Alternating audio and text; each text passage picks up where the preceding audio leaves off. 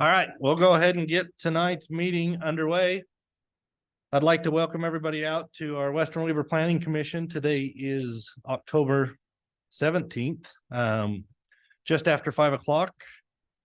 If you all would stand and repeat the pledge with me.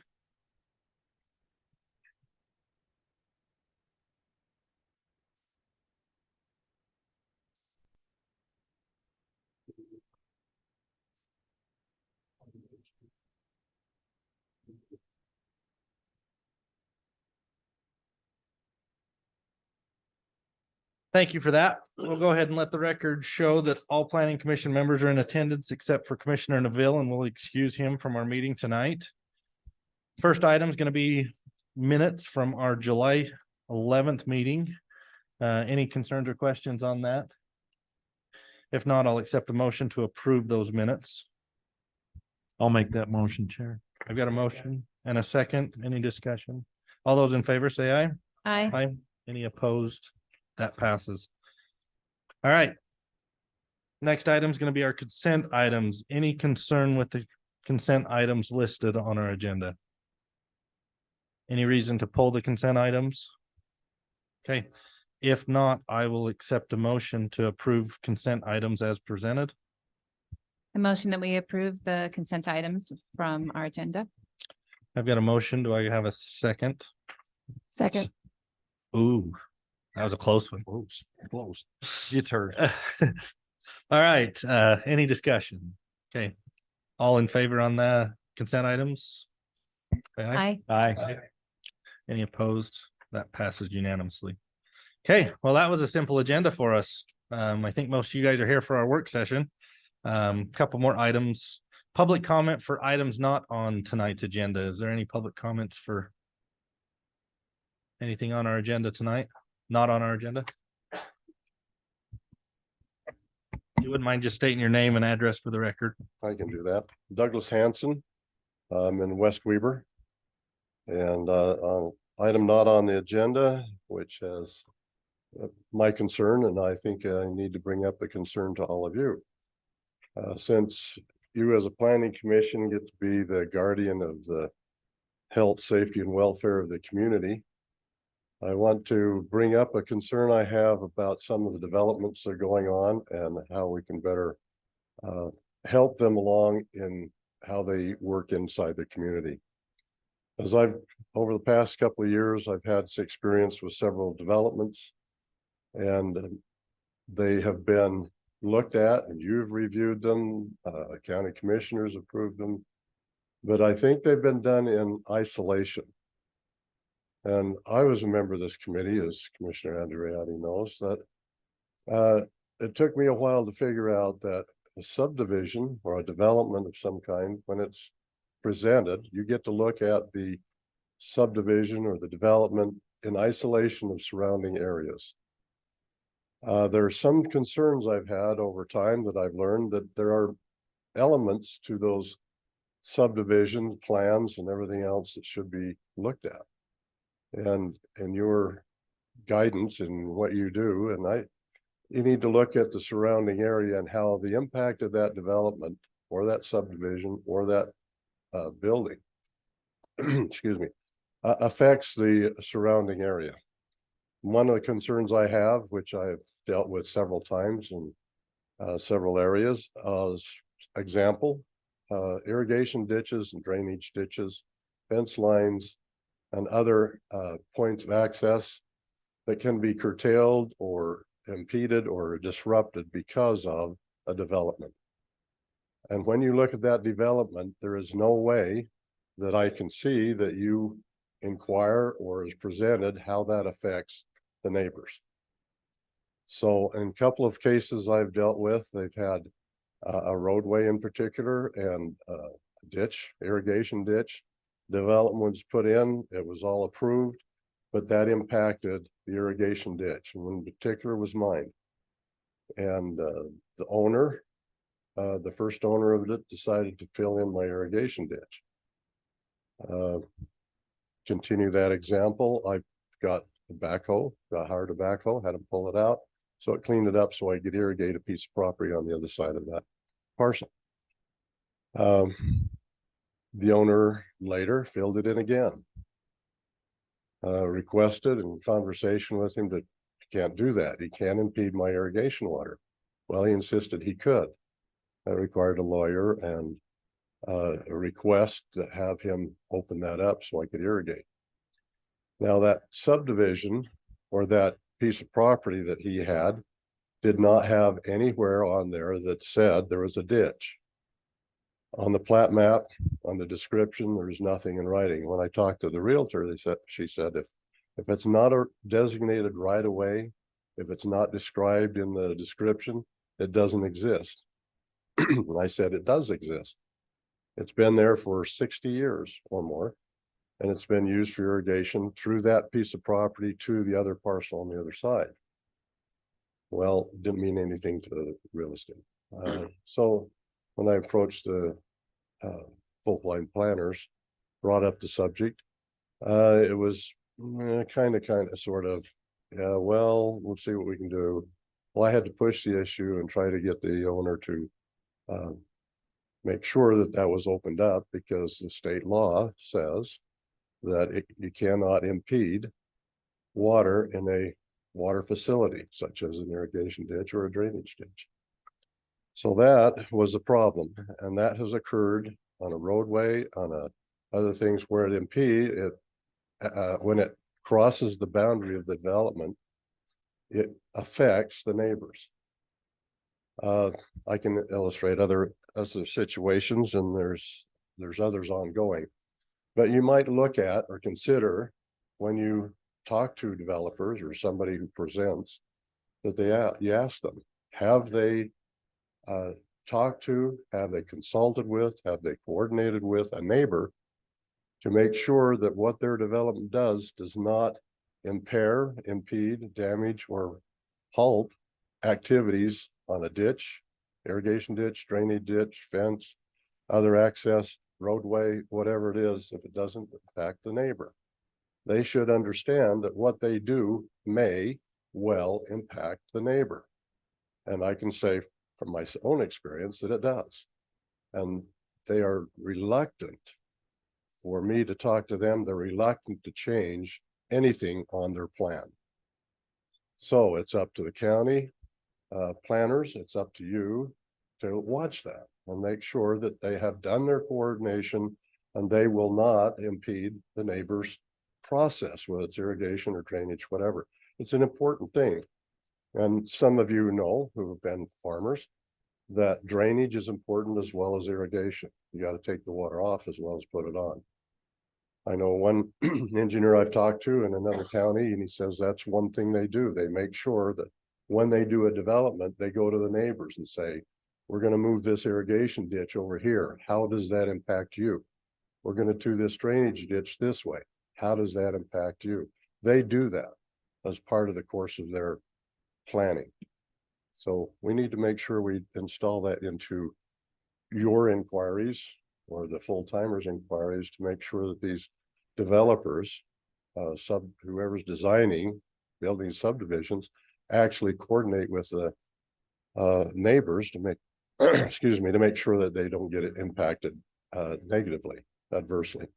So I'd like to have that as part of the ordinance, but I don't think that'll ever happen. So I'm just mentioning to you to think about it. So when they come up to you, you could ask them the question, where does this irrigation ditch go? Where does this drainage ditch go? What happens? Where does the water end up? Situations are coming up all the time. I've got a neighbor right now that's having a real hard time with a development that started 95 homes. It's impacted his irrigation, his drainage. It's impacted him a great deal, but nothing seems to happen. So that's, I wanted to bring that up. I thank you for your time. Thank you. Any other public comments for items not on our agenda today? Okay, seeing none, remarks from the planning commissioners. Commissioners, anything?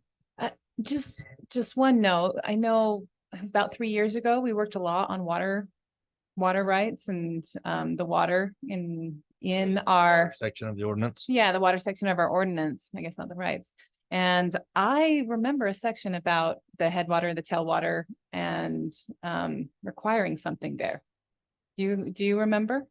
We talked a lot about the drainage and stuff like that, but I mean, that's to the concern that was brought up. A lot of that should be done through engineering and when staff reviews that and stuff like that. As the purview of the planning commission, yes, it's good for us to bring it up, but when we're looking at it at the subdivision level, Director Grover, help me if I get this wrong, but we're looking at merely what the ordinance is, what the zoning is, and does it meet those requirements? That's true, but we also have a charge to address those things as well. Sometimes what happens in certain situations is the developer will go in and fill those after the fact, and then we have to do enforcement after that, and that's hard because a lot of times it falls on the ditch company, and that's not always easy. But it is a part of our ordinance that the developers are required to keep those available. Yeah. They're supposed to keep those open and flowing. We also have, as far as connectivity, we look at roads and how they connect with other subdivisions, as you're well aware of. And then engineering will look at utilities and how those things tie in, and infrastructure as well. Well, maybe looking more into the enforcement of what's going on. So there is an ordinance in place. It's not that there isn't an ordinance, it's that it's just not enforced. And unfortunately, sometimes it's falls on the hands of the those who are affected by a Right. developer. Yep. Yeah. Okay. Any other remarks?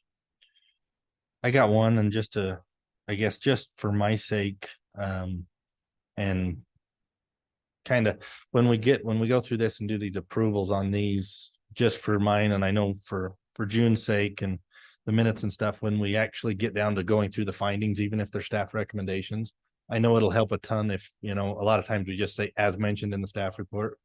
I think it would help a lot if we actually read when we make motions exactly what we want to see in those, even if it's listed in the staff report.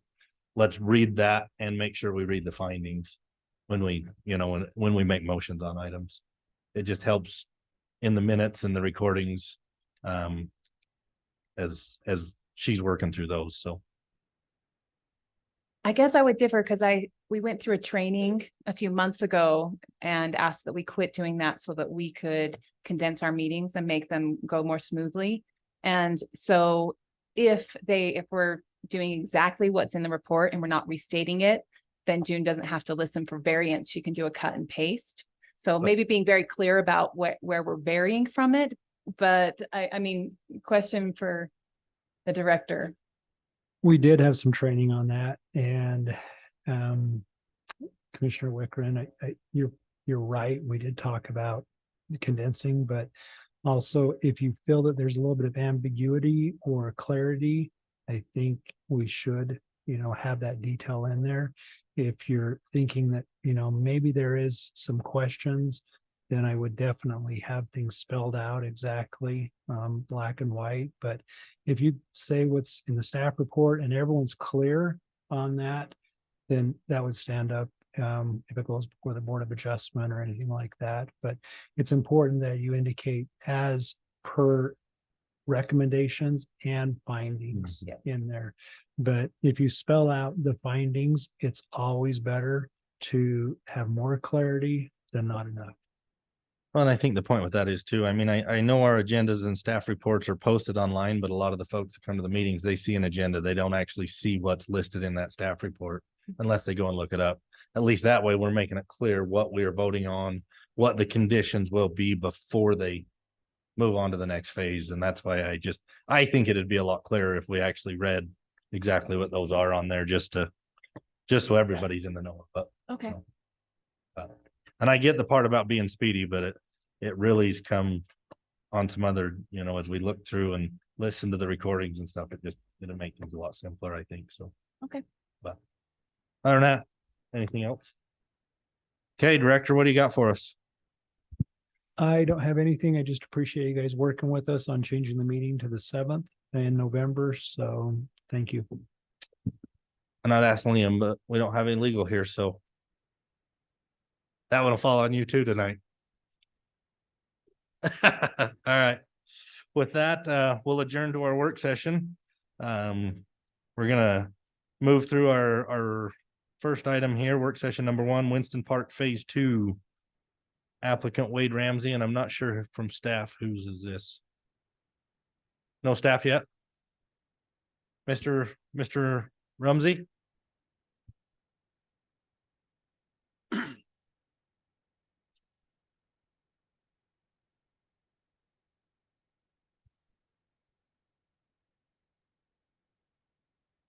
evening, how are you? Have you received the information through Frontier on the Frontier, this is marked private to where you gotta be a follower on it to see anything on it, so okay, or you're giving us all new information. oh.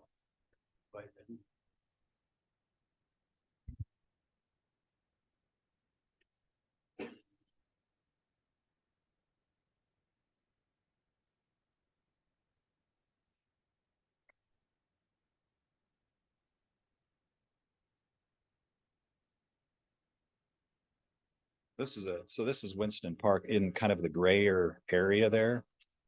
And what we are wanting to come to you and work with you on in this work session is the kind of the phase 2 or the more darker lines there. I've kind of brought a picture, kind of an overhead picture to give you maybe a better view of it.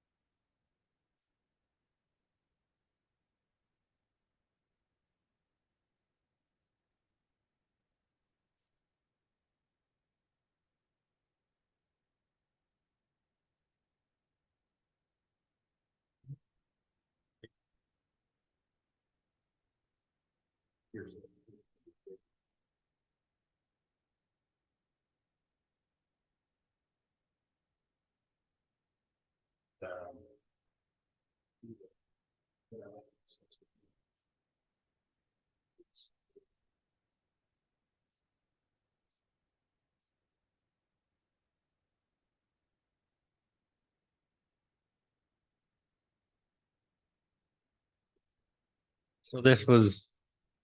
So are you wanting to rezone the entire phase 1 and this, or are we just talking to rezone on the open space? Yeah. Mhm.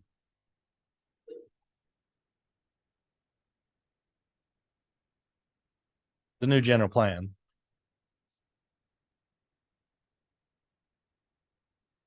Would, just for June's sake in the recording, would you mind stepping back there to where we can get this on the recording?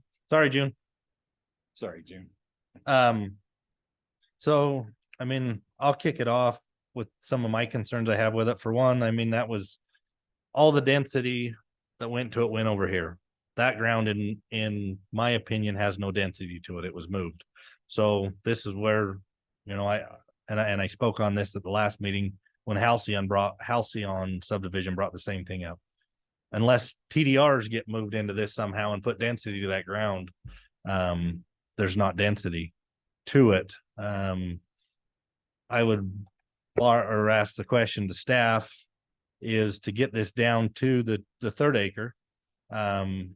Based on the way that these cul-de-sacs are in here, would this meet the connectivity incentivized subdivision?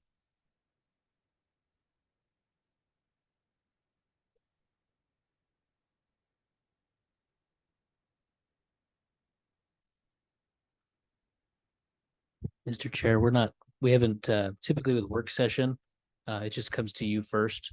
And so I know that there have been meetings with the applicant and staff about a possible rezoning application, just because there has to be pre-meetings before you can apply. But we haven't looked at this concept enough to give you any good You can't feedback. even weigh in a little bit? Does it somewhat meet it from looking at it? It's work session, remember? We're not doing final decisions.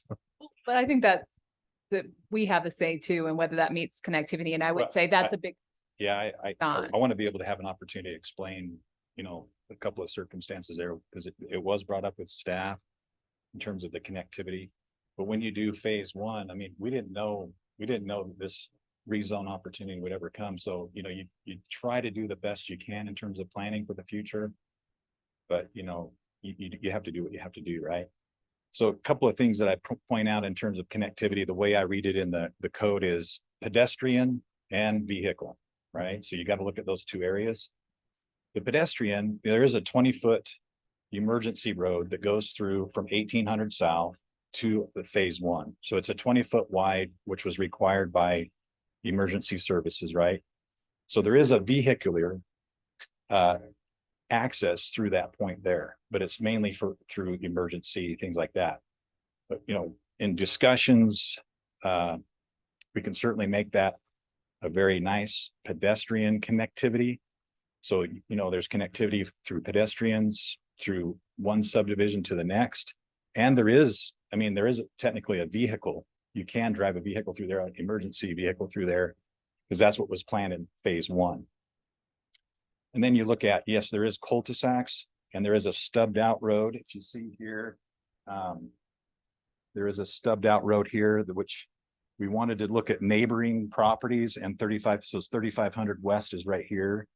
So down the road for connectivity, we wanted to make sure that there was connectivity here. Okay. That was something that, as we worked with the planning department, that they at least, hey, take in consideration this down the road. Like we did in phase 1. Phase 1 here, you can see we tried the connectivity. This will eventually go to 3500 as well. So we thought, hey, at least we're trying to stub it out here for connectivity in the future. And this cul-de-sac here, yes, it does come here, but we're open to your ideas of maybe connecting it to the emergency road or something like that. So there's connectivity there. It's very difficult to change what's already been platted, approved, and thing in a subdivision, right? So we were looking at everything we could to say, hey, there's really good pedestrian connectivity. There's also at least some future stub outs for vehicle connectivity, and doing the best we can here in terms of maybe connecting it that way so that there's at least some continuity to both phases. And that was our best effort to, you know, I'd love to get your feedback on that. My opinion on that is your connectivity, you know, through the walking path and all that. That's what was tied to phase 1. I mean, that's all that stuff that come in when phase 1 come in. The emergency access road, you know, the walking trail, all that stuff was already there. That, in my opinion, doesn't weigh in, at least to my decision on connectivity for these additional 21 lots. You know.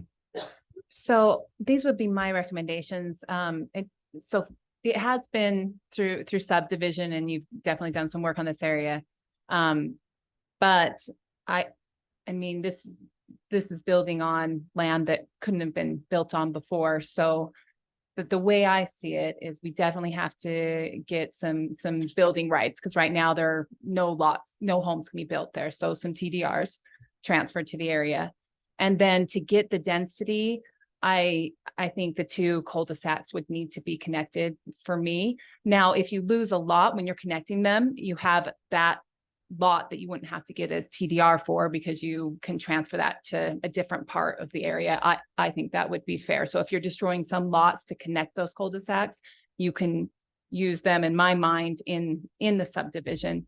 But I would see that we would need to connect the cul-de-sacs, do TDRs, and then work with staff on what else meets the requirements to get that density closer.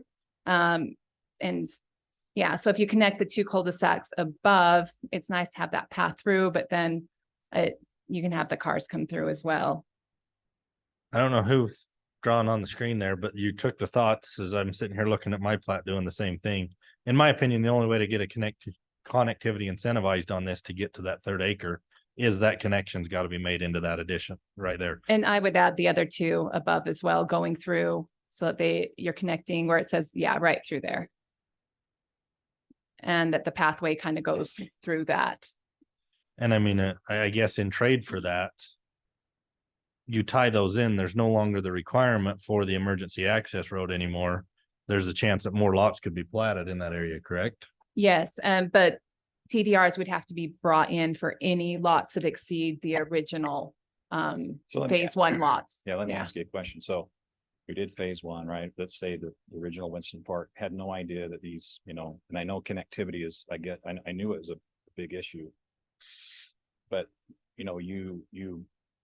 there's lots, you're drawing lines through lots, right?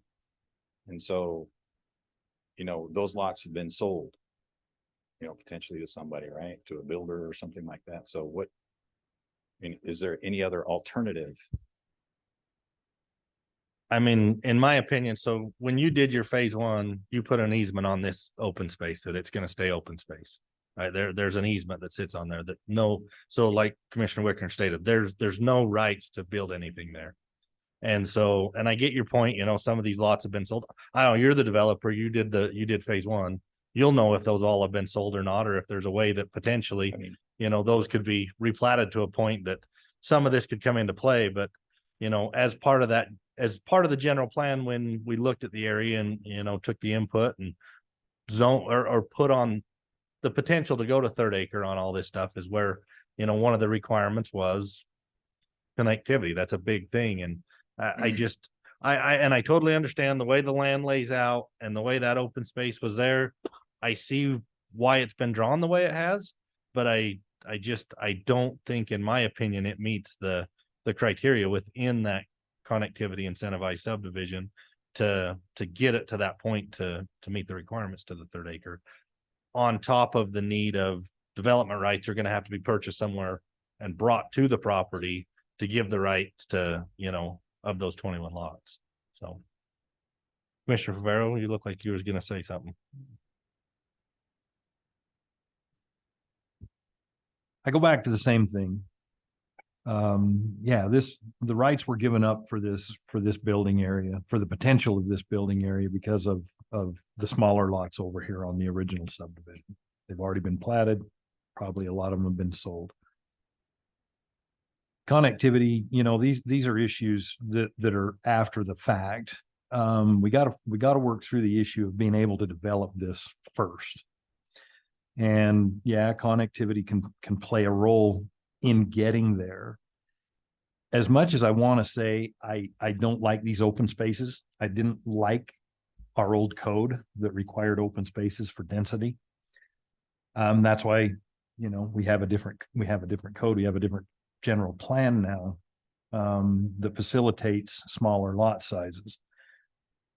But the simple fact of the matter is that this is already a done situation. Now, the other side of me says, put houses on it because that's the best use for it.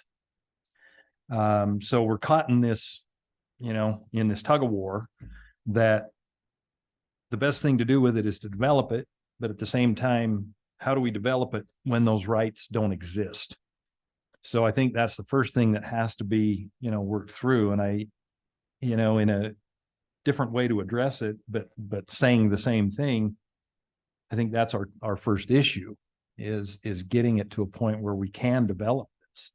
I think all of the details can be worked out afterwards. So like some of the future connectivity, does that come into play as well? Like, like making sure that in the future.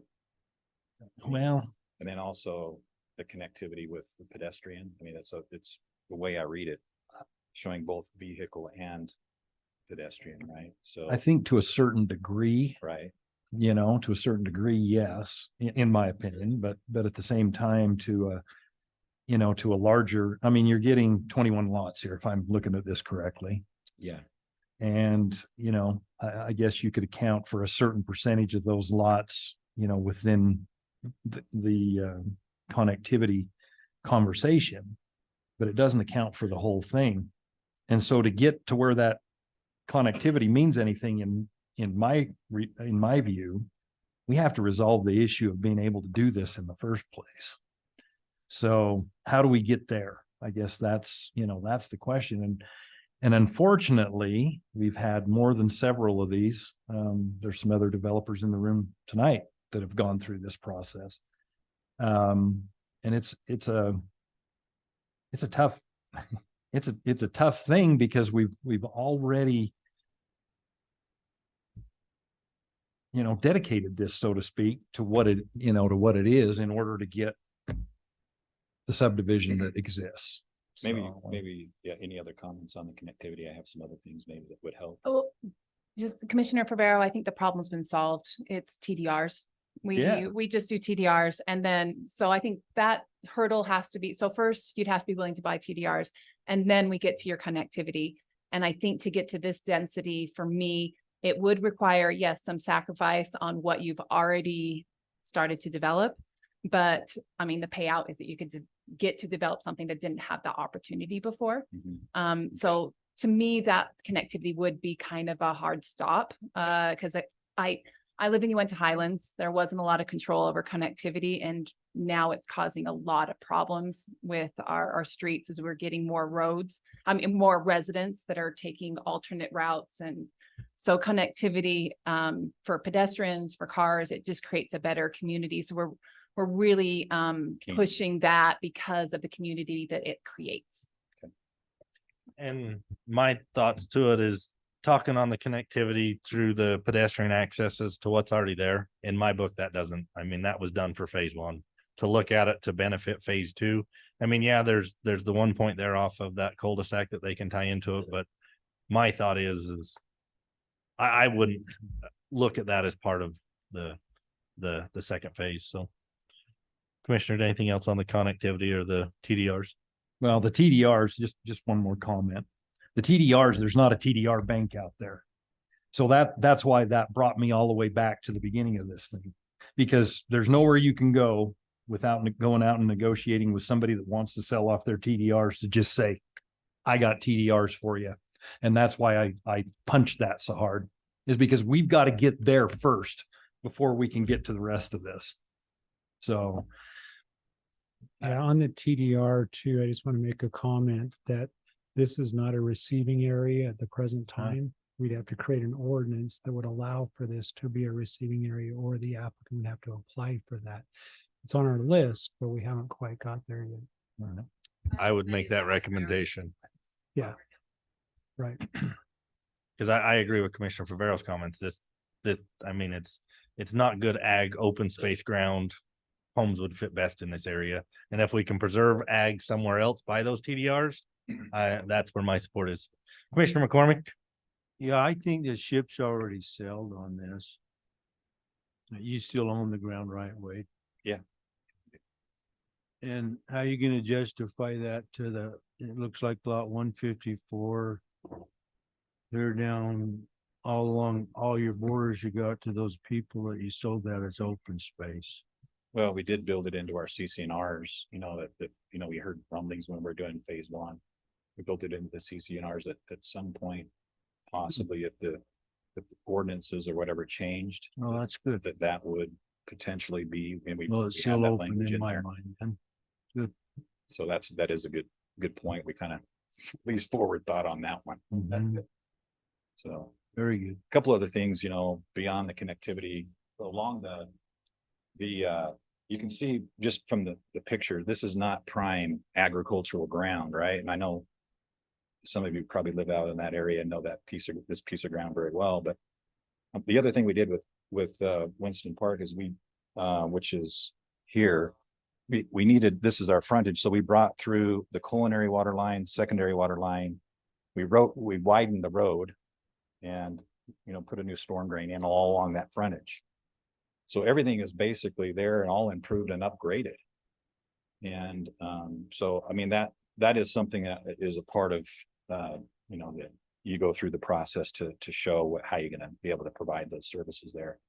They've all been there. They've all been upgraded and there. So I guess we just need to go back on this, what we've just discussed, and then come back and then see if there's anything we can do to work that out, right?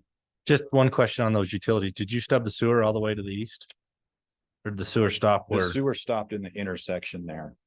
Yeah. Yeah, and what, But it's secondary water went all the But way it's through down. this subdivision where you could connect the sewer into the existing subdivision through the emergency road area.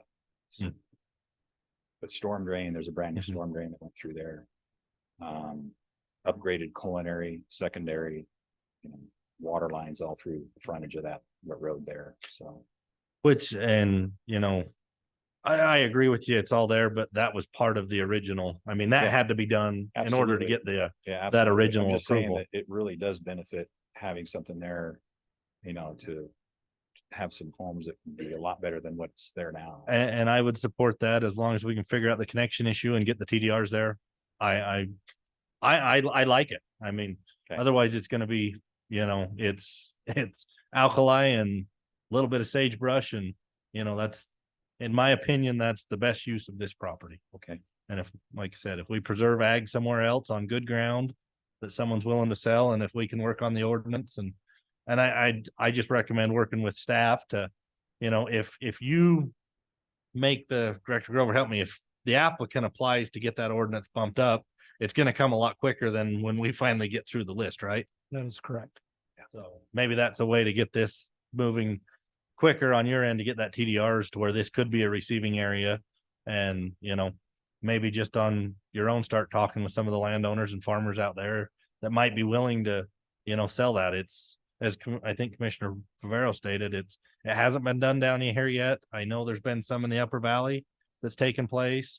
So it's, to say there's a standard on how it works, it's kind of, up to what you guys can work out at this point. So the other parts of it, is through the development code is, that open space we went to a Parks District meeting and we said, hey, look, it is about 5 acres. That's what kind of the minimum is for them to want to do something there. We were happy to explore those ideas, that open space area, that common area there where the emergency road is, where the walking trail is. We were willing to work with them and go through that process. They knew we'd have to come here and do it through a work session, and they're supportive. We're also willing to contribute $5,000 per lot to the park that's further up the road. Even though it may not benefit our subdivision, we see that as something good for that area, for what's going on out there. So, I mean, a lot of those, I think we tick the boxes on. And I just hope that we could find some solution, if we could, on, the connectivity parts. I think, like Commissioner Favero stated, let's get the TDR, let's get the density there. And I'm sure there's something we can eventually work out to make this work. Cause I think, I'm not going to speak for everybody, but I think, most of us feel the same way. The best use of this ground is developable or in home. It's not good ground to farm. So. Okay. Thank you, sir. Anything else from you, Mr. Rumsey? No. Commissioners, anything else? Can I just ask my partner, Igor, do you have anything? Okay. Cool. All right. Thank you, guys. Okay. Next work session item is going to be a discussion regarding the development agreement standards of Longhorn Estates rezone proposal related to the Vaquero Village Phase 1 subdivision. Mr. Felix. Good evening. Looks like we've got quite a good audience today for this discussion. And maybe what I'll do is I'll just start out with a few slides, then we can get our bearings on this location. And so tonight's I should have changed that date, October 17th work session for the Longhorn rezone. So the whole purpose of this discussion tonight is to really go over the development standards that we plan to write into the Longhorn Estates rezone request. And so after discussions with the community members from the Vaquero Village subdivision, they brought up quite a few issues that are going on in the Vaquero Village, and we've been hearing from them for the past couple of years, and they call us occasionally, and they really want to see a solution to what's going on. And that's part of the reason why we're opening up this discussion, is really just to kind of hammer out some of those details and get the residents what they need to and what they expect, and what they deserve for their development. You can see this, it's pretty far out there, pretty far out west, roughly 7,100 west and 900 south. This polygon I've traced around is is the affected area. You can see that road 7100 west, that leads straight into the Vaquero Village clusters phase 1. Let me move my cursor around to see. So this, where my cursor sits, that's the open space. It's a 5-acre piece, and it was really designated as agricultural open space.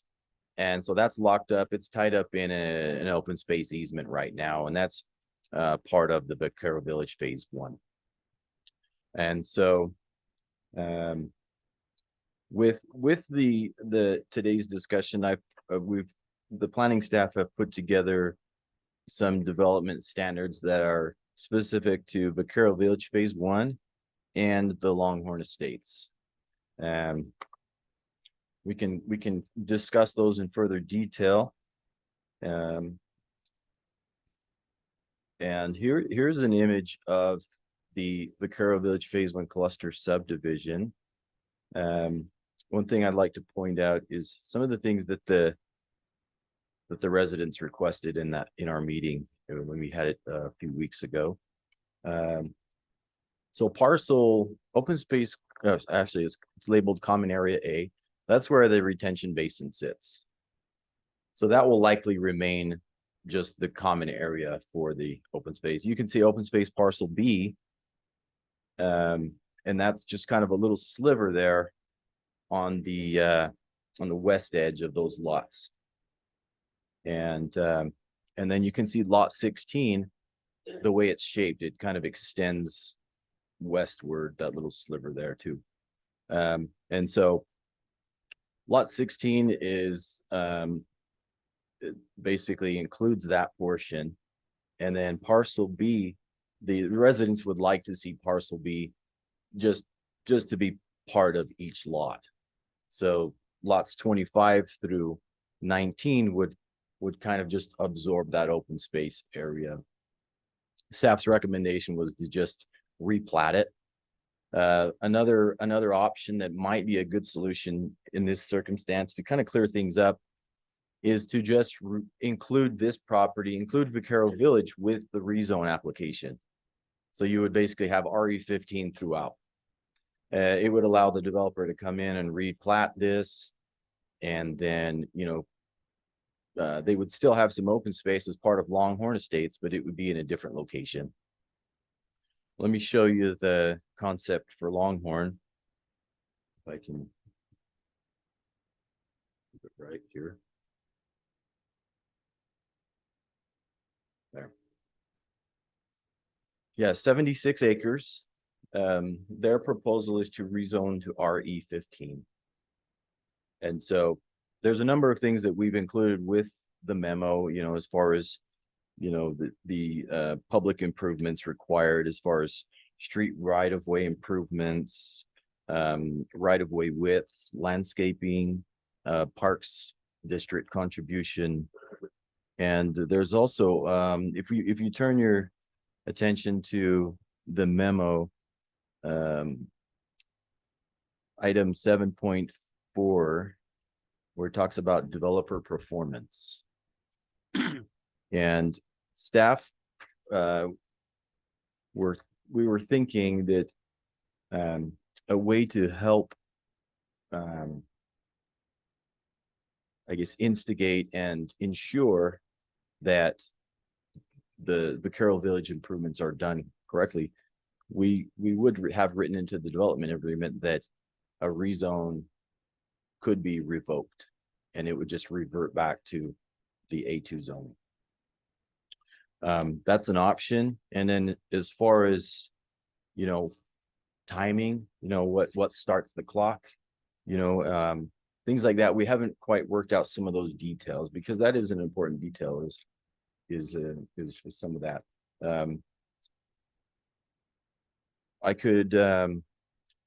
I'll just touch on some of the things that we've included with Vaquero Village development standards. So 7.11, street right-of-way improvements. Okay, let's go back to the Vaquero Village design here. Oops. was wanting to do that. Okay. So here we have a 10-foot concrete sidewalk is installed on the east side of 7100 West Street. A 10-foot sidewalk that is grade separated from the street and ADA compliant as shown in the Vaquero Village Cluster Phase 1 amended plat is installed. A bond for the 10-foot concrete sidewalk.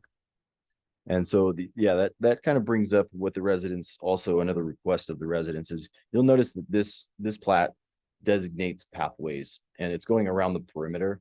They'd like to just get rid of those. They primarily want to see the sidewalk that runs along the east side of 7100 Street, and they were all in agreement to that. At least those that were in the meeting.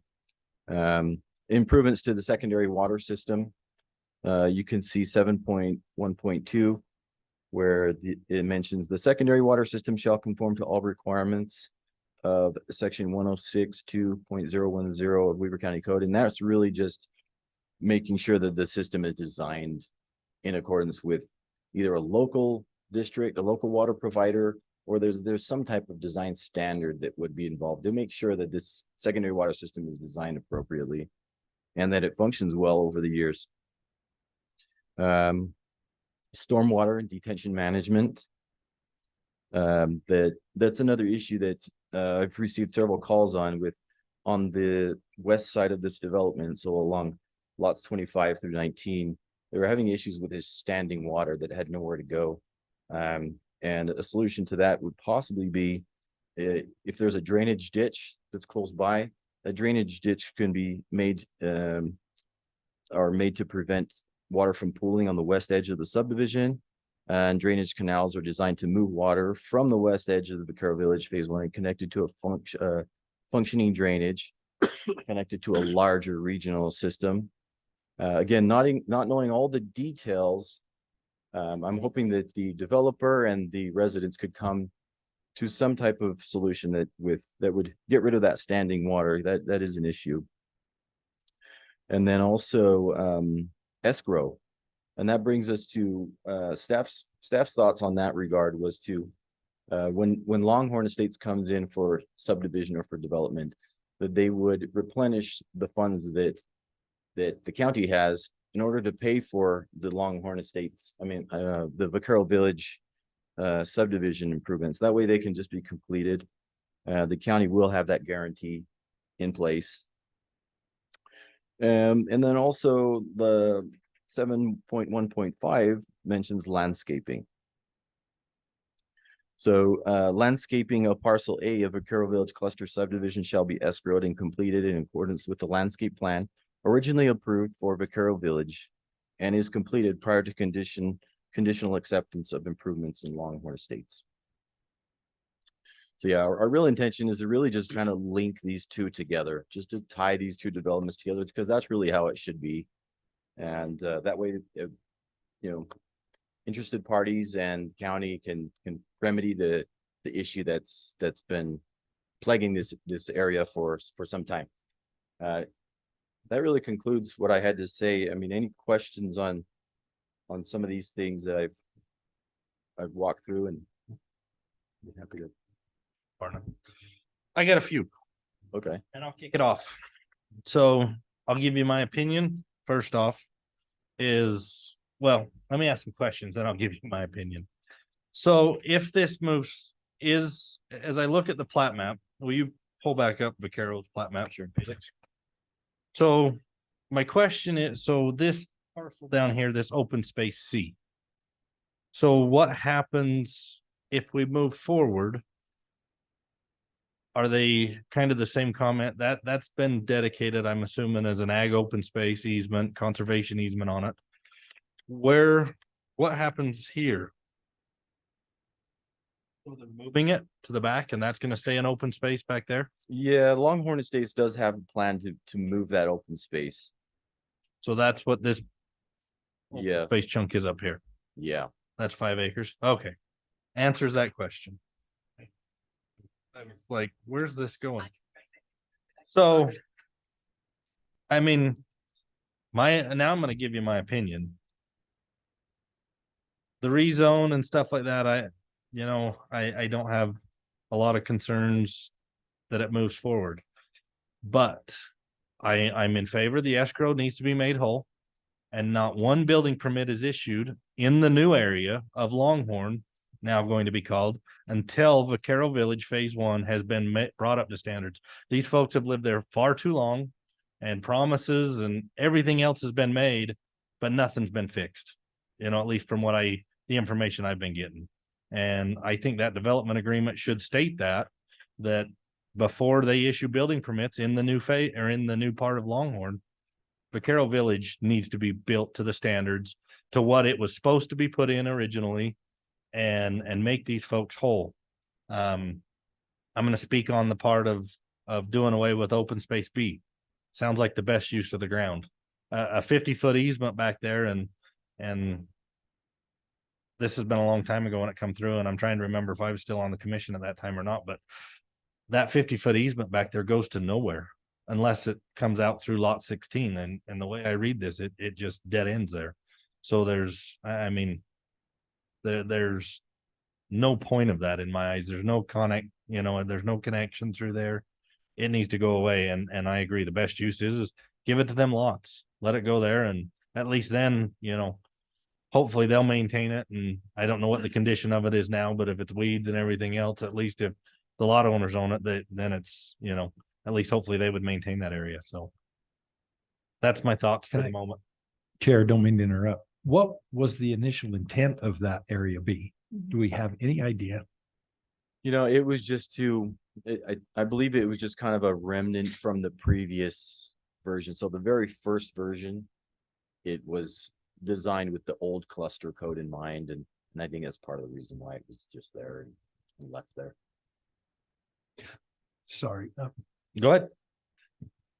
We have the developer here. Mr. Burns, do you know what that was intended for? Do you have any idea? Was that supposed to be some sort of a right of way? So before, in other words, I agree with getting away from it, but I want to know what the intent of it was first. And if it's some sort of a right of way or something intended for, egress, ingress, we probably ought to find that out first and then work from that. So it was on the east and the west side originally. And then when the Barrows had done the subdivision. And then when it was redone, the Barrows owned that ground and they bought the additional ground behind lot 16. So they combined all of that ground. So lot 16 owns all of that. That is not owned by the HOA. So I don't own that. I don't control it. I can't even go walk on it if I want to. I see So the I lines don't now. own it. So there's nothing that I could do to, I see that now. took it in, but I didn't, like, that wasn't anything I did. That was after I was involved. That's how that lot gets to be. But on the An east acre. side, we did add that to those lots on the east side. And There did was the same thing on the east on the side. east side. And it was something to do with, Pat? I believe, trail connectivity and some other stuff with that cluster ordinance with the way they had been. Question to that though. Yes, So 16 goes straight back and stops. no, goes back. It doesn't make an L So it's- based on it's this. two parcels. Yes. But 16 owns both parcels. Okay. So lot 16 owns parcel B. 16 owns B. Okay. So they they own own, both. I see now. Yeah, the dog leg of 16 and B, they own it all the way to the north. That side. sucks. He's paying taxes on a 50-foot strip of ground that I think we've got the owner here.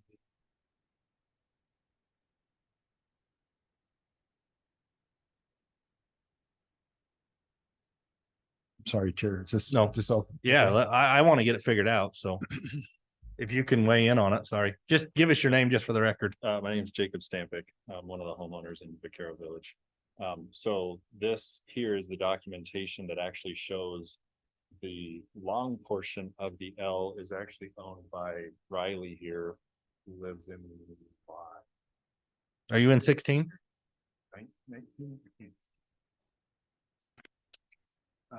yeah, he's in 19.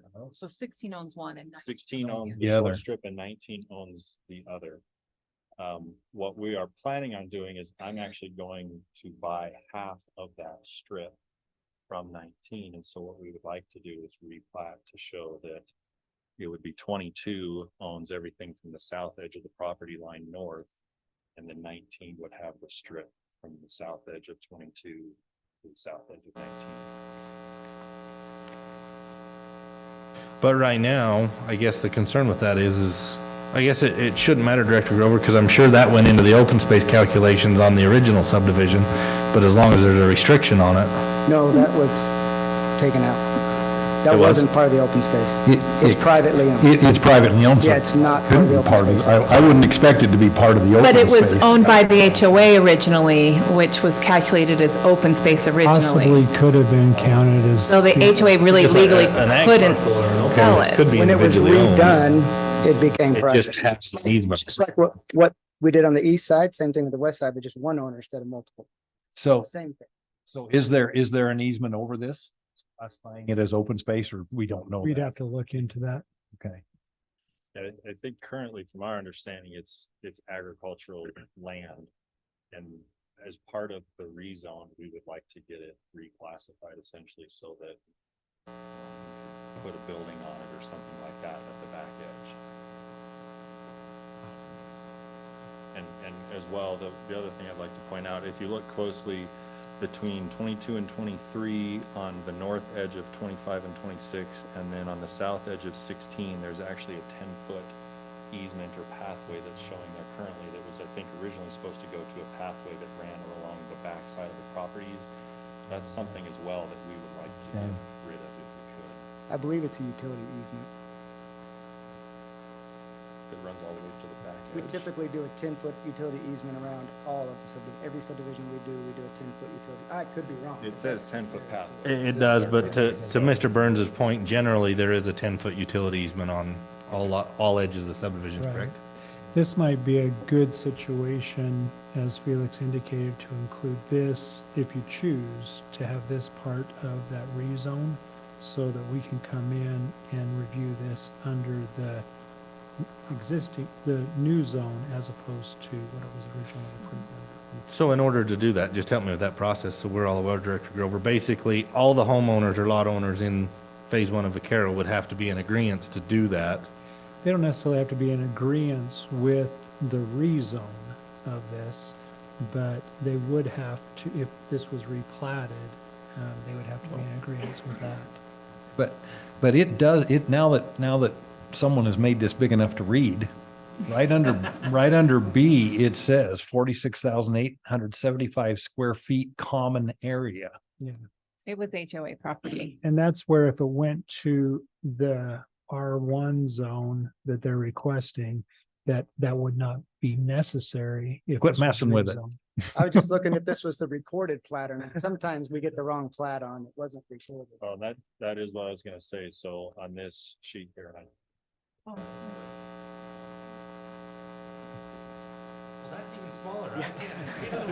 yeah, I didn't bring a magnifying glass, sorry. Oh, my But that goodness. actually shows that strip is owned by 19. So it's already been, the title has already been done and everything. Title Well, work's already been done. That's our understanding, but then when we met with planning, we were confused. So I know Riley's title agent, I think it was, did a whole bunch of research and found that it was actually transferred over properly, but we were just confused on why the documentation was lagging. Well, it's recorded properly, is what we're saying. So the title's thorough and it goes through. This just isn't updated on the planning side of things, I'm assuming, right? Felix, is that fair?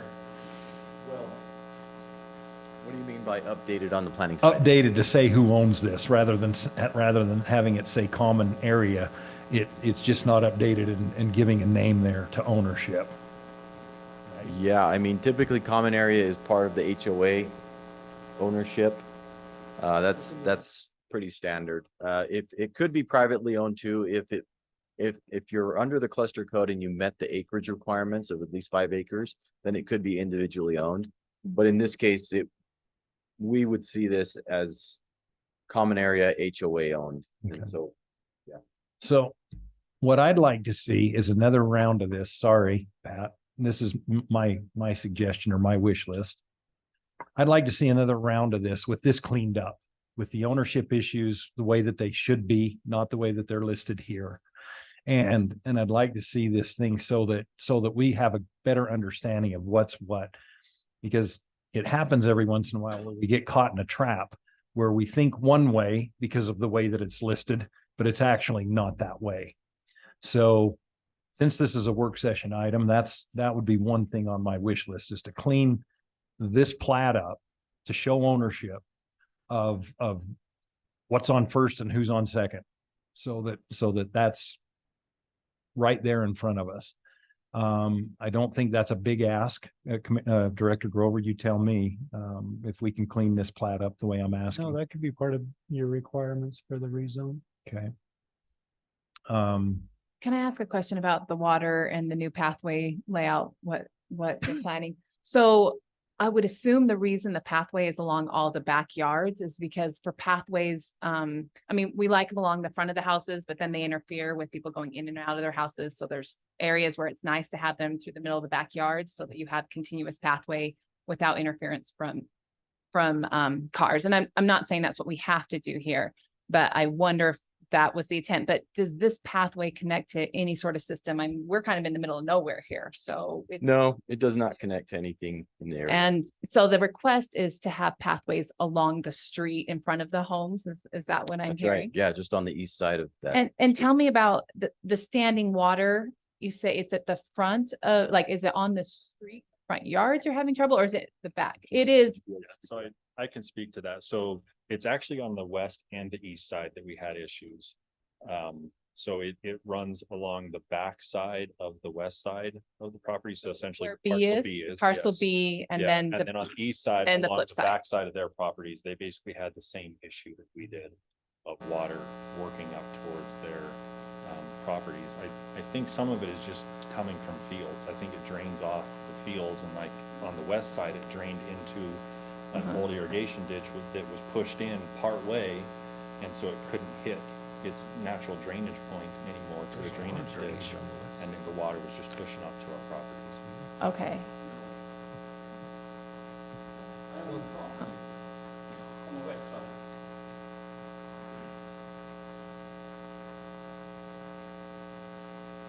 I'm Neil Davis.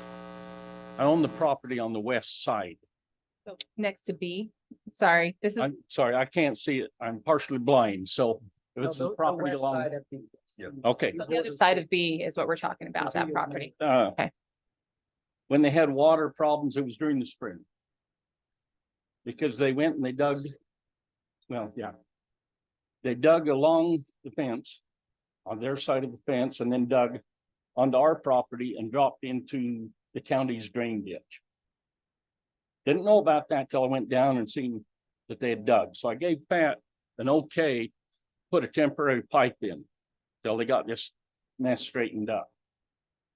So there's a pipe and then he filled in ours, but nobody talked to me about coming over and digging it. But I was okay, I understood.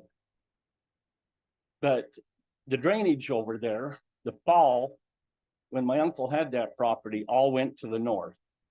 So if you're on the north end of the property, you get all of the water. Yeah, and I would fully agree with that. The thing was, there was so much water, it started working. I had 8 inches of water. I lost 20 acres of ground this year because I could not get it off. So was I a couldn't canal do it. filled in? Is that what in the development? No. Mr. Davis, I guess I got a question for you. I didn't. Okay, hold on. I got a question for Mr. Davis. Yes. So originally, I mean, you've been a landowner out there for a long time, and I'm looking on the gizmo here on my phone and kind of looking and orient myself. So the drainage that runs on your property on that north end, when I look to the east of Vaquero Village, I see the same kind of drainage in line. And then I look on this plat and I'm seeing a 20-foot storm drain easement. Is there a pipe that connects through basically the north end of Vaquero that ties those two drainages together? No, there is one that goes east and west in line with that ditch. Okay, yep, Uh, that's what that was piped my it. curious. So it's no longer, Where is that? it's right in line with our ditch. If you own this house, It's just right on the edge of your house. You're not saying there's a ditch run or a pipe running along here. No, there's no. No. I'm talking east and west. I'm just looking at the map. There's Yeah. ditches on this side here. I look at the easement. I wanted to make sure that was piped and addressed. So to help the concern, so we're not impeding on your property, to help the concern of their water, what needs to happen is a drainage inlet needs to be tied in somewhere in parcel B to where they tie into and they don't impact your field, correct? That is correct. Because I mean, essentially from what you're saying, that always drained to the north into that drain ditch. That would help alleviate that issue. So this development isn't doing undue onto you guys' property. It can tie in on their own because there's a pipe there. Yeah, I mean, I was Okay, totally trying to help them. No, no, Put it in, I get it, but that's a way to fix it long-term solution yes. on parcel B. It's in Okay. there. Thank you for that. And then how's it? So it has been fixed or it has not been fixed? If there's a pipe in right now. it needs But to be- on the east and west, but we don't have anything north and south. Just temporary, we just stuck. a Well, pipe in. like I'm saying, long-term fix, some sort of an inlet needs to be cut into the pipe on parcel B so that it's draining off the property into the drain ditch, not going through the neighboring property. There'll need to be Somewhere, something right there. Yep. a land drain, a slough pipe on the west side, taking to the north, and dumping in. So would you do the same thing on the east side? Yeah, it doesn't need to be Well, there's done on already- both sides. On the east side, there's already a pipe, all on the east side, all that would have to be done is tied into that pipe. So I mean, if the pipes are that's the drainage stuff that, and I'm like not a no drainage leak expert. too. I'm gonna relieve that to the county engineer's office. I mean, we can voice our concern to have them look at it. I'm gonna put it on them because that's what their job is. Somehow, let's get the water issues resolved. For two reasons. We don't want to be flooding on the neighboring property. We don't want these, if it's graded to drain that way, let's drain it to where the water has an outfall essentially. Right? You guys in agreement with that? Gets it over there where it's all.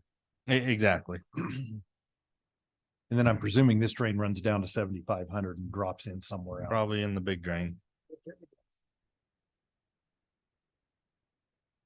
Yeah, it looks like it dumps in, but actually looks like it goes underneath the canal and follows it. I'm looking at a Google version of it, so I can't speak for sure.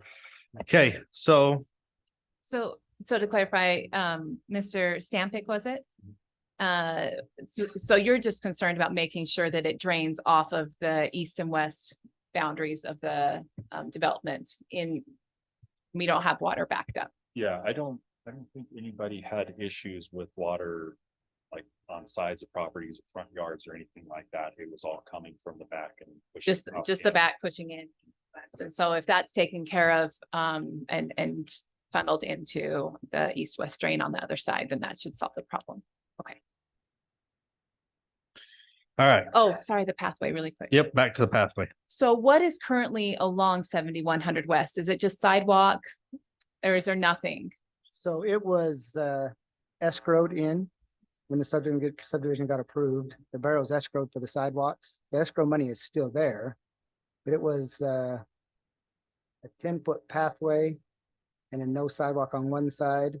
And then engineering came back and said, we don't want that. We want 2 sidewalks on each side. So there was a lot of discussion on what was going to happen with that. That never got finalized. And 2 years ago, we were going to move right into phase 2.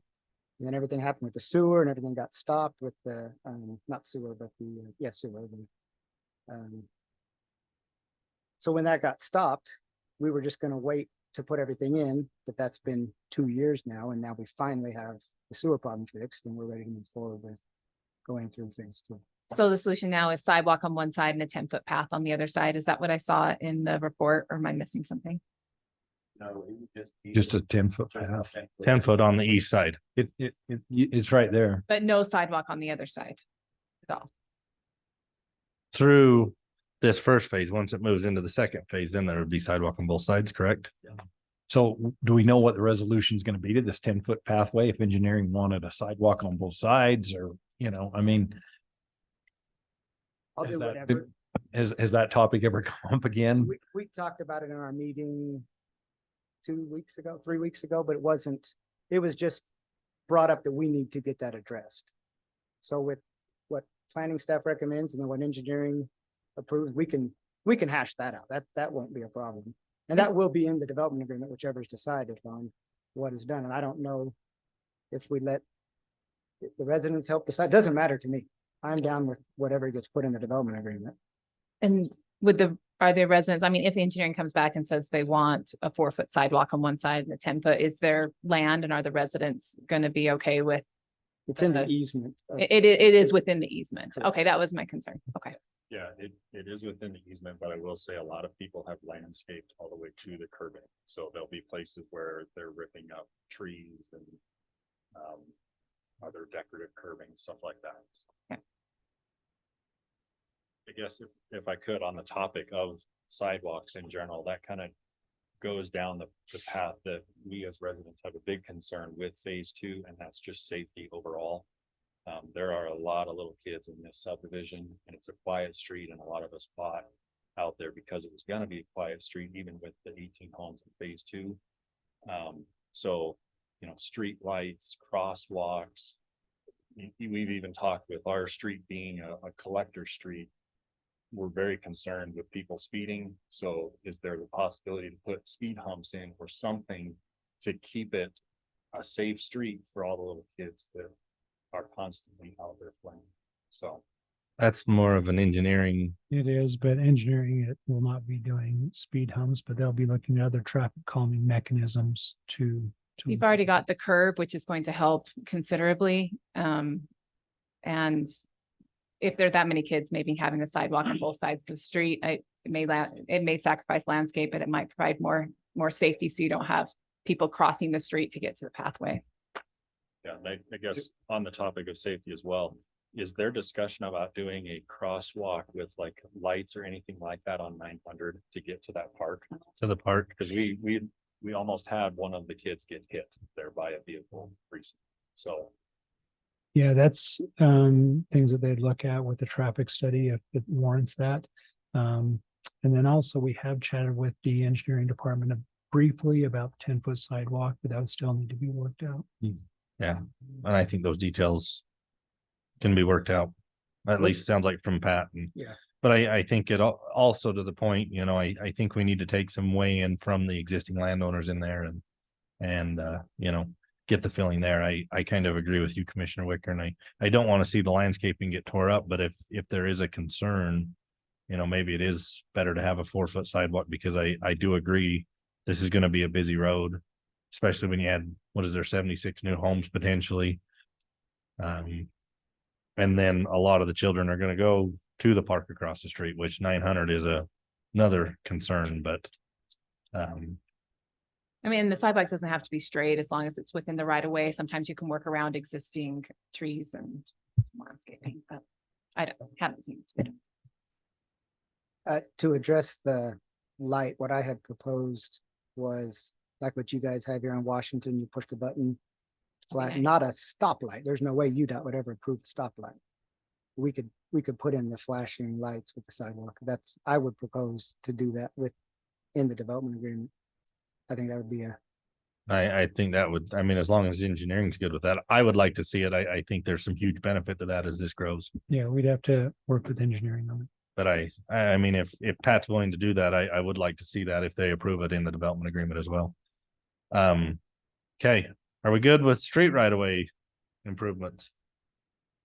Secondary water.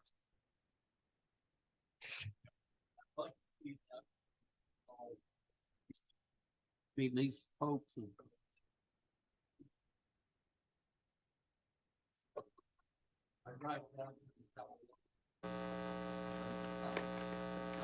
Like these little homes there. I mean, they're not little, some are small, but I mean, it's I think a cool place. And, but the thing that stops it from being really cool is no irrigation. And so if there's a way in my mind to remedy that, the sooner the better. I think that would start this whole thing. This is gonna be a gateway to a larger subdivision. I just think it has a chance to be a really classy spot there.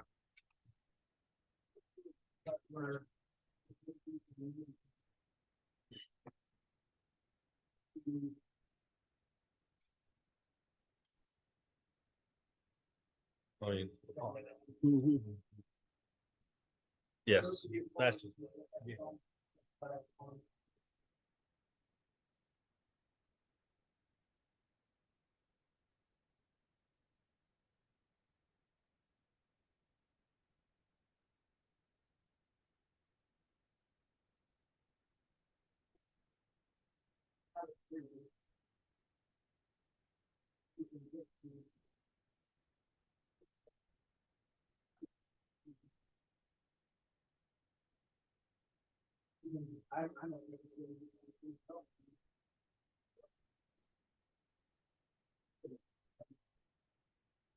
I think that's kind of the sticking point. If you're willing to commit to do everything before building permits are issued, I think that seems to be the consensus. And I mean, improvements can go in on the new phases as it gets, there. I get all that. But I think, yeah, my sticking point would be building permits, get phase one addressed. All your improvements will be in for the new phase of Longhorn, and then, you can go to work on that. So Would that be on the irrigation for the second phase as well? Yeah. So it'd be every- so to take care of all of this basically in one, and probably more than likely that given the size of the pond, I would assume it could eventually venture into other areas of the community as well. That is the plan, absolutely. We don't want 20 different ponds for. No, every what- development comes out there with The more package secondary trees. water systems we can keep and not these HOA maintained ponds, I'm in favor of that. And I'm not speaking for Warren, West Warren Water, but I'm assuming they would be Oh, in favor of that as well. Fully in favor. So if you're saying that this would be a pond that would be managed by a company then, so they would maintain the pond and the homeowner would be Pumping. responsible for dredging. So. Okay, we've taken care of, we've discussed through secondary water, we just through the street, we're down 7.13. We discussed the stormwater. Is that the only issue, Felix, is making sure that those are tied into that drainage through there, like we discussed? Yeah, from just discussions with, the locals, that's, unless there's something else. That's all. Okay. Street right away improvements.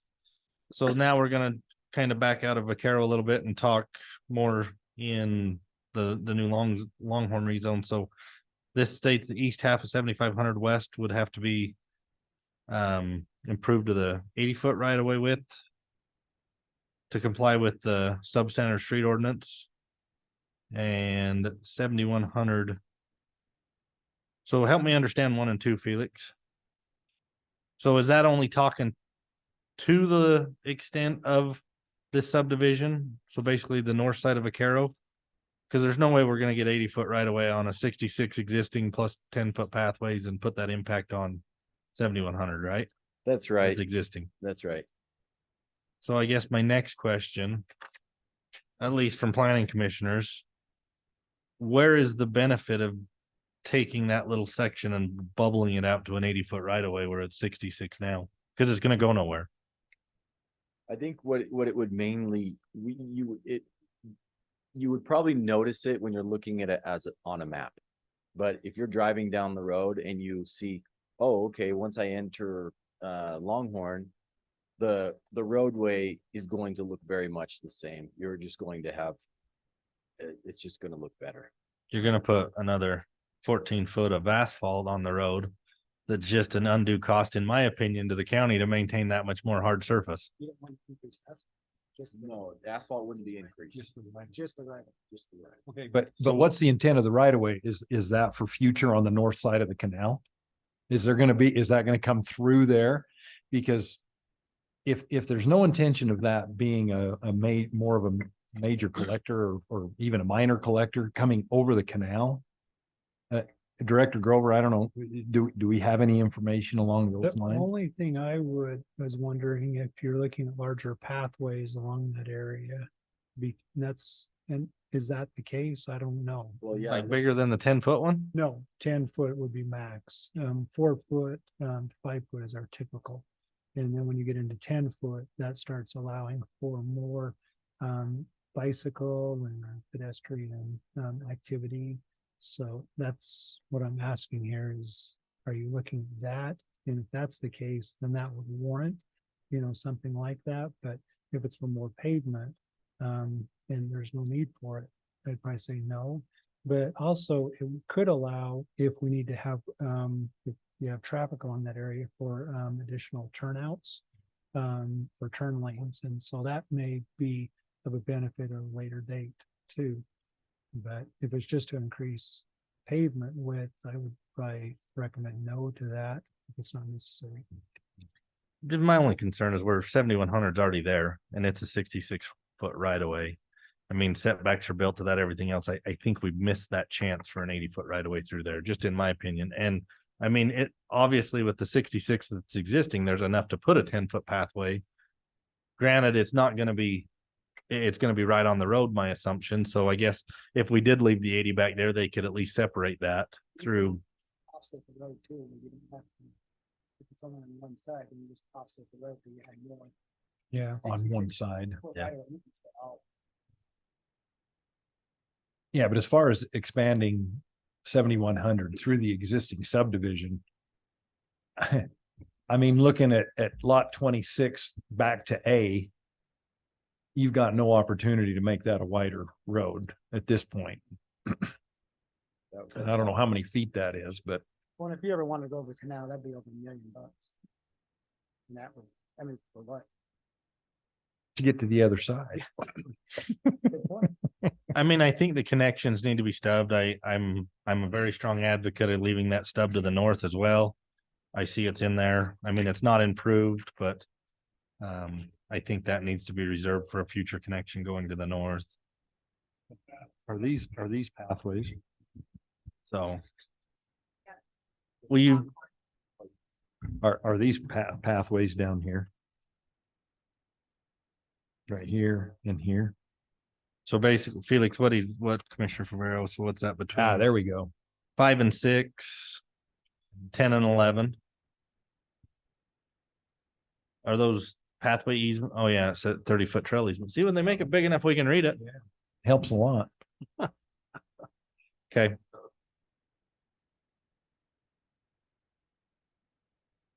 What is going on this is to the north right now, it's pointing north. So eventually you're saying there's no possibility of this road like going through and being bigger road to the north? They're leaving an easement or a right of way. There's a canal right there. There's a That's canal to the north of this. is what Yeah. you're right about. Elevated canal. Yeah, it's, Oh, It's- and this is not a place where they plan on going over under the canal. you would have to go over. Well, I'm sure, I'm just, Well, you can't predict the future. No. You'd mean to me, if the property. I mean, there are other crossings of the canal I and this would is not one. certainly Leave that. There's right. one down here. I mean, Yeah. at 7,500, there's a. Stub. Yeah, the stone. At So 71. 7,500 is going to be the main street is what you're arguing for the 80-foot right of way. And then this one is a road to nowhere at the moment, possibly a smaller collector in the future if they ever went over the canal. Yeah. And the only hitch to that is that this is already lost. This portion of it right here, in order to make that wider, you've got a bottleneck right here. But if the open space that's provided is popular and we have a lot of traffic going to the open space, it might be nice to have just a little bit of wiggle room for more cars parked, more having space between the trail and the road. I don't think there's anything planned like that for the open space. It's that's just, not it's a- not like it's a park. No, it's not a park. So there is no park, because at one point there was, The park is south, right across. oh, but at some point you saw this in the difference. We did. Well, Okay. We Uh, did. We did. Okay, I'm like, We I've did. seen so many Yes. versions of this. I We remember a did. big We did. park here. Okay, Yeah. so you don't plan a lot of traffic going there. Good, okay. That's all. That it did come to us that way one time. I can't.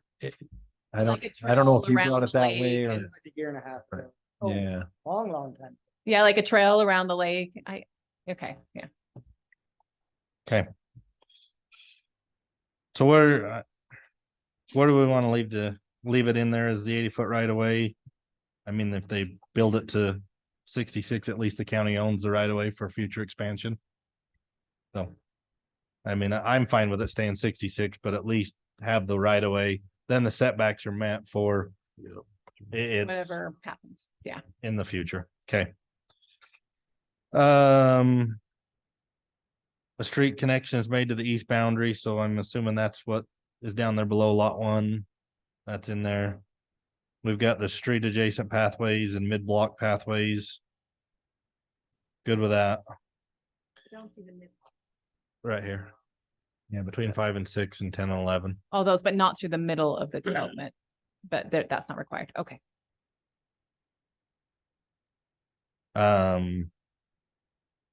Okay, anything else on street right of ways?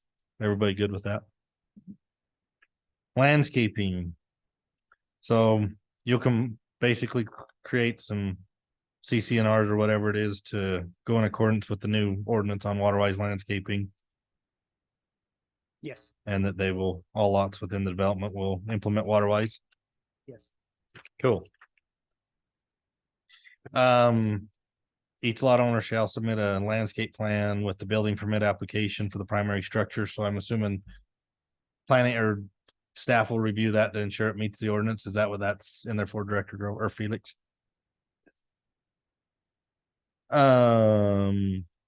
Developer agrees to create an HOA. The association shall be given the responsibility and authority to review and approve all final landscape proposals and shall enforce at the same time. HOA shall be responsible for landscape maintenance along the pathway easements. Good with that? Now, this HOA would include the existing, I mean, everything would be involved in one HOA or just the new Longhorn? 'Cause I believe the residents before had an HOA that they dismantled. So That I don't know. I thought we went through that. the HOA in phase 1, we're reestablishing that. So it would include phase 1 of a Carroll. Doesn't have to, doesn't have to. So they could be two different entities, Yeah. but there will be a Vaquero. Correct. And a Longhorn HOA. And it could be the same, but it doesn't have to be. So and then, so we good with landscaping? All right, voluntary contributions, parks and open space. You've met with the Parks District. They're good with that, with whatever you guys have come to an agreement on with West Warren Parks. We've been working on the agreements. We're still adjusting them as far as what their desires are and what we can, but yes, we're open communication. They gave me a letter. I turned it in, stating the same fact, basically. So as long as that's agreed upon prior to the development agreement. You guys good with that? Yeah. Okay, and then, I think as looking at this on 7.4, as Felix mentioned on developer performance. My opinion would be, and I mean, commissioners weigh in, I would like to see that held by building permit for this. I'm fine with as long as all the language is in the development agreement, I'm fine with the rezone moving forward. As long as the county commission supports it. But I think the sticking point, on my opinion, I mean, I think anytime we have the right, if things aren't being met, we can pull the zoning back, right? Even if it's not stated in the development agreement, just by ordinance, we have that ability, right? Not once it's final. Okay. So I mean, I'm fine with this language staying there, but I would put a third requirement on there that no building permits be issued for Longhorn until the commitments within Vaquero phase 1 have been satisfied as to what's mentioned in the development agreement. Is that sound right? I agree. Commissioners, thoughts, concerns? We happy? I'm good with everything to this point, but I've got a question that I don't see an answer to, and correct me if I'm wrong, but what are we doing for sewer here? What's the path forward? I sure we gotta have sewer on small lots. So we're being annexed into the Little Mountain Sewer District right now. And then we'll be running a low pressure sewer system to the west. Gravity? Is that what? Low pressure. So will the subdivision itself be gravity to a lift station? No lift stations in Weaver County. They don't want lift stations. We have several. They don't want any more. It's tough to get around. We live on flat ground. I don't, there is, they're proposing lift stations put in. There's already one at 93-ish. They're looking at putting one in at 83-ish and 75, but that's years down the road. So I'm preparing my system to be able to tie into the gravity fed system. But right now, this will just take it out to Little Mountain. Any consideration to bring that to the existing homes? We could put something. We could put a pipe where if they wanted to tie in, they would have to, get the system and get it approved and tie in. I don't know how we would get it to them, but going on the west side in that big open space that everybody has, that would be pretty easy because their septic systems are on that side. And on the east side, there's already an easement there that wouldn't be hard to get put in. And that is just simply a 4-inch line that they would have to get the pressure system and put it in themselves. I could supply a line to them, but they'd have to put in the pressurized system. Correct. Engineering's really in favor of the sewer system. This just sounds. Oh. Yeah, and that's the question I'm asking. I don't, and it's not necessarily for our purview to, I mean, that's engineering's It's not gravity. but it's gravity works with lift stations. And that's, it's a lot simpler on each one of these lots if they go to put in a pit at each one but anyways, not for our purview. I would just say, Pat, if you're willing to at least put the lines in so that if the residents want to tie in, I think that would be advantageous. Just in the It would be open going through space. their private property, so it wouldn't, if they wanted to do it and they came in, I would be willing to put the line in. Yeah, if they're willing to just allow the line to go in, not saying they're forced into the system, but just the line is there so that if and when they're done with the septic system, they can tie in. I think that would be really, really awesome. But you're right, that would have to be their decision. Okay. All right, commissioners, you good with this? Can I make a comment before we go there? Pat, you need to present this the way it is. This sewer system he's trying to put in is not a sewer system. That, like I said, Mr. Davis, it's not to our purview. All it carries is groundwater. You still have septic tank systems that go in. So you got a half-ass sewer system. You got a half. Okay, Mr. Davis, that's engineering's, Okay. that's to them. So, You're on the planning. but You're planning. we're looking at, It's like going north over the canal. You're not planning for that. You guys. We are. should be There's- planning. there's an easement recorded through the middle of that Wow. piece. So, That's sufficient. If you cross the river, they put a bridge in. mhm. Canal's a minor detail. Okay, thank you. You got roads there. You guys need to look at the whole picture. Okay. Not just, oh, he's gonna do this, he's gonna do that. He's got a problem with the sewer system there that the county approved. I'm on the water board, okay? We said it's gotta be pressurized, and Pat will tell you it was a barrel's deal, but he assumed barrel's position. Okay? We've addressed How that. long is it gonna happen? though? It has to. Okay. It'll be in the development agreement before the rest of this can move on, so. Okay. Commissioners, anything else on this? Okay, thanks. Okay, thanks. All right, we're gonna take a recess for a moment. Before we move on to our next two work session items, because we know Charlie's one of them items and we might be here a minute, so. If you all wish to stick around, those two items are, we're talking about, potential rezone on 1600 south and 4300 west, and then our agritourism ordinance, so. We will reconvene in, let's do 10 minutes at 45. So. It was just a work session. It wasn't a public hearing. So. But.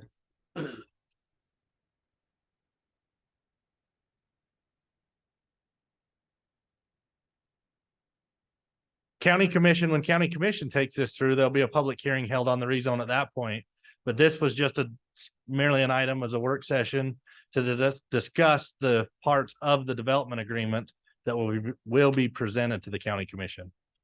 So I would recommend reaching out, or I don't know when that meeting's even been scheduled, Director Grover, but a notification will be sent out, correct? When the public hearing for the rezone with county commission? Yep, so. We've already seen it, haven't we? We've only done, oh, let me rephrase that. We will see it again as a public hearing on the rezone. So I missed a step.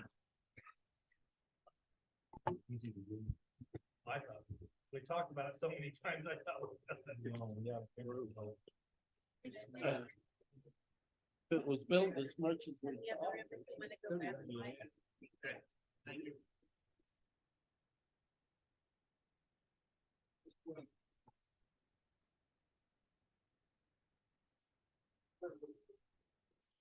No, I get that. They're shame on the family here. They're not.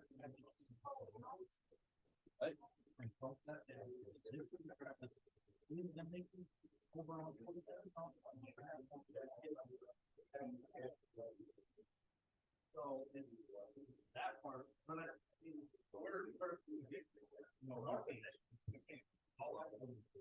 was half. I agree. No, it's never. Whatever everyone's being.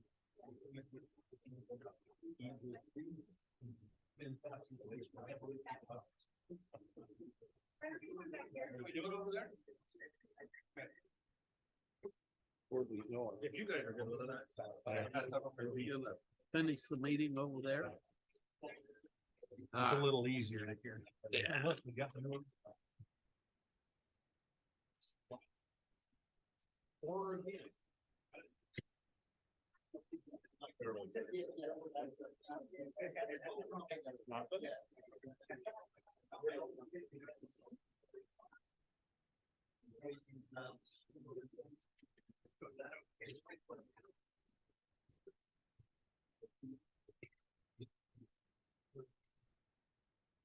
Wow.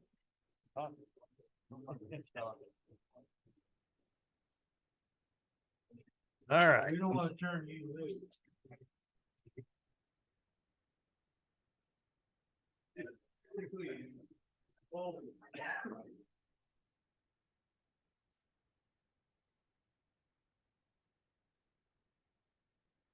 Because you can't get around them, push them under. Might be the case.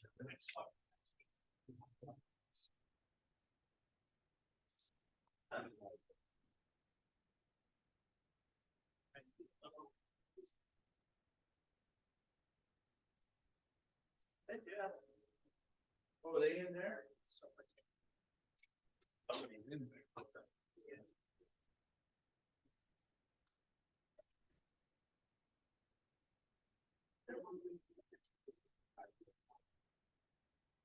Just to keep it.